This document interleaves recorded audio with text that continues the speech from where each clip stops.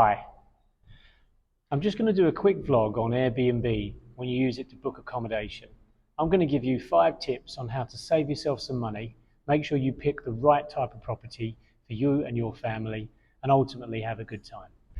Myself and the family have been travelling now for over 9 months in Southeast Asia, and when it comes to booking accommodation in advance, we tend to use Airbnb the most.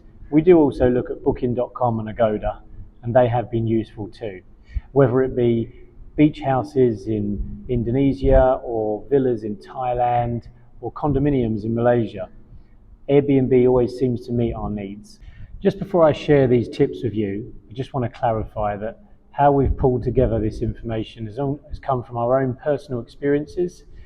We've had good and bad bookings, and we've been using Airbnb regularly over the last 12 months. So these tips are about our own personal opinions, and hopefully you'll find them useful and you'll have stress-free and happy Airbnb bookings as a result. Tip number 1, get yourself familiar with the Airbnb booking system and the terms of business. Sounds really boring, but actually it's really useful for you to have all this information in your head. It just helps you when you're searching for properties and parting with your money, knowing how Airbnb is there to help you with your bookings. So a good example, just knowing how the cancellation policies work, pricing, terms, how payments are split up. Also, when you see a price, it's not normally the final price until you go into the booking, put your dates in, put the number of people in, then you get cleaning fees and service charges added. So these are all useful things to know about the Airbnb booking structure. Good one for us was we didn't know until we started looking at different dates and different durations that anything over 28 days is classed as long stay, and then the discounts you get are much greater than anything less than 28 days. So these are all useful things to be aware of when it comes to getting to a short list of properties. The search filters are really good as well on Airbnb when you're shortlisting. So again, get yourself familiar with all this stuff. Tip number 2, always read the property listing in detail to avoid any surprises. What I mean by that is once you've put in the area and the number of people going and your available dates, you're going to get a listing of all the properties to choose from. At this point, you're then going to probably use the search filters and narrow down to a smaller shortlist. When you get to that shortlist, always read the property listing in detail. And the reason I say that is because if you don't, sometimes you can get burned.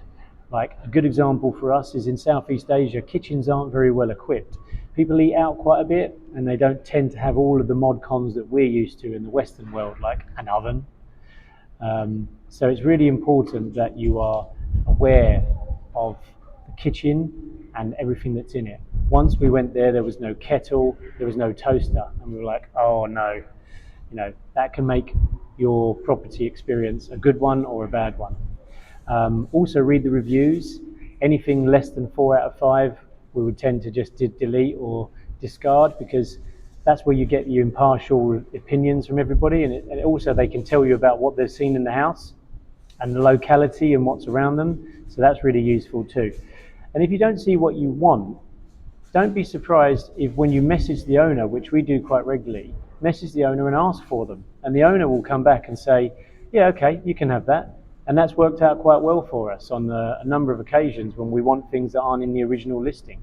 So yeah, that's what I would definitely make sure you do. Tip number 2. Tip number 3, where possible, make your booking with a superhost.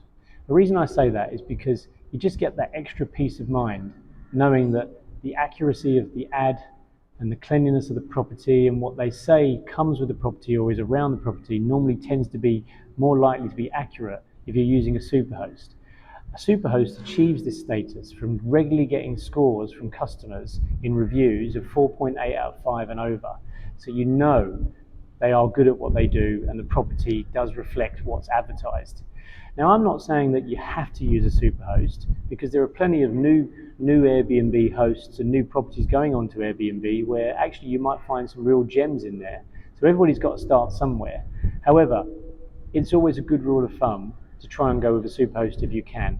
They're responsive, they're experienced, they know what they're doing, and also you can use the search filters to actually search for only properties with a superhost, so that's quite helpful too.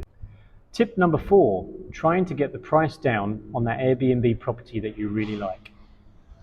The price you see advertised on Airbnb doesn't necessarily have to be the final price you pay. And the reason I say that is because there are many ways to try and reduce that price. You just have to look out for the right signs. So, for example, if you look at the calendar of all the bookings on the Airbnb property that you like, if it's a really open calendar and there's hardly any bookings, there might be an opportunity for you to go in and ask for a cheaper price because it's a quiet time of year for them. They're brand new to Airbnb and they haven't got any bookings yet and they just want to get going. You could be going in last minute on a long-term stay and you want to try and get a cheaper daily rate from them. So there's lots of different reasons that you could possibly go in and say, I want to pay less when you see a very open calendar for that property. Sometimes the property is available on other booking platforms, or they're willing to talk to you offline outside of Airbnb. Now there are risks with going offline outside of Airbnb, but just bear that in mind. However, these are different ways that you can try and get a cheaper rate on the property. If you don't ask, you don't get. We've saved quite a bit of money taking advantage of these signs and having offline conversations with the Airbnb property owners, so it's definitely worth it. And let's face it, if the owner of the property has nobody in there, it's unoccupied and they're making no money at all. So might as well have someone in there and making less than they advertise it for. No brainer. And finally, tip number 5, checking into and out of the property and making it as stress-free as you possibly can. Just before you check into the property, you'll receive check-in instructions from the host. The host doesn't often turn up to the property, so you have to make sure you've got those instructions, you understand them, and you know what to do. Because the last thing you want to do is be stranded outside the property and you can't get in on the day you get there after, potentially a long journey of travelling. After you get into the property, make sure you check it over straight away. Now I know this doesn't sound like fun, you've just had a hard day's travelling and the last thing you want to do is start walking around and checking everything. But it will pay off in the long run, because if you find something that's not as per the advertised listing, something's missing, the beds aren't configured as you expected, something's not safe or not working, or there's some quite large marks on the furniture or on the walls, these are things you need to highlight straight away. Videos and photos to the property owner, make them acknowledge them to you, and then what you'll find is that further down the line when you check out, there's no confusion or any issues with you not being upfront and honest at the time you moved in. We always do our checks as soon as we get in, and it does pay off, it really does. It saved us a lot of hassle, and sometimes when you see something that you need and it wasn't in the advertised listing, you ask for it and they drop it off, so it's even worth doing that.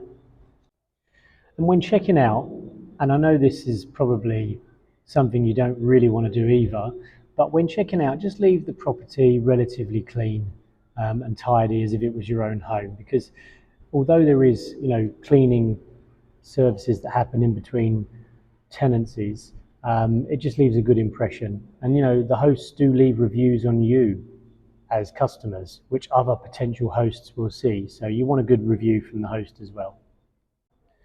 I hope that you found this review really helpful, and all our experience that we've picked up using Airbnb, we're now passing on to you with these 5 tips. So hopefully you now have smooth, happy experiences with Airbnb yourself. If you've got any questions, have a look at our socials, drop us a message. More than happy to talk more about all this stuff to you.